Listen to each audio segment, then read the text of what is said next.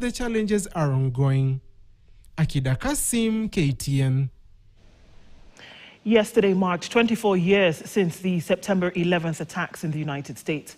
The attacks that day left almost 3,000 people dead and changed the world's focus on combating global terrorism.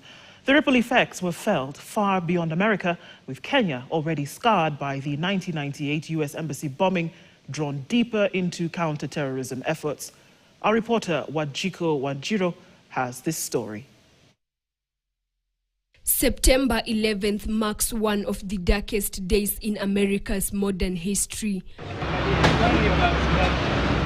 Suspected Al-Qaeda jihadists staged 4 coordinated suicide attacks against the United States in 2001, pricking the world's superpowers' heart and soul. The search is underway for those who are behind these evil acts. I've directed the full resources of our intelligence and law enforcement communities to find those responsible and to bring them to justice. With massive destruction in the wake, the killing of almost 3,000 people on the American soil was a bitter pill to swallow for the mighty United States. However, Kenya was already deep in the sea of terrorism, largely due to its close ties with the U.S. 3 years before September 11th attacks, Kenya had been hit by a terrorist attack blamed on the same Al-Qaeda network. At least 200 people were killed, with attackers targeted the American embassy in Nairobi. In the aftermath, Kenya was among the nations that had quickly tightened its security systems. The East African nation adopting stricter checks in public spaces and closer cooperation with regional and international partners. Despite this, Kenya has been targeted severally.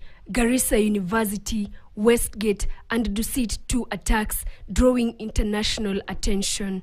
To adapt to the near realities, tighter security checks have spread to international organizations, hotels, shopping malls, office towers, churches, and private businesses.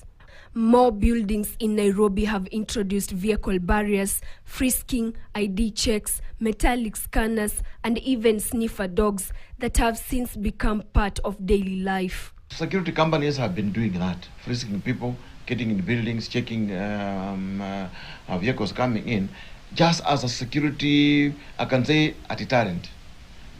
Because most of the guys have been able to meet with them, and I've asked them, what are you looking for?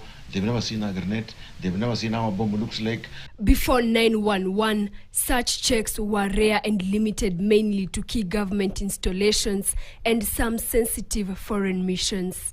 Actually, after that, the government went down and they actually spent so much money. In fact, America spent so much money in trying to help us in terms of capacity building. Despite this, there are other issues that could hinder achieving of minimum security and deterrence against terrorism. The problem here is very many organizations have taken security very simple.